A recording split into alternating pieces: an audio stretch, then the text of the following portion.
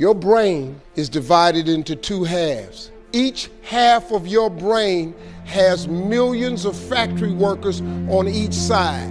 At the forefront of each one of those factories is a forming positive and you got forming negative. You're the boss of the factory. You wake up in the morning and you say, man, I don't feel myself today. Forming negative hears that. He said, hey, the boss just woke up and said he's having a bad day today.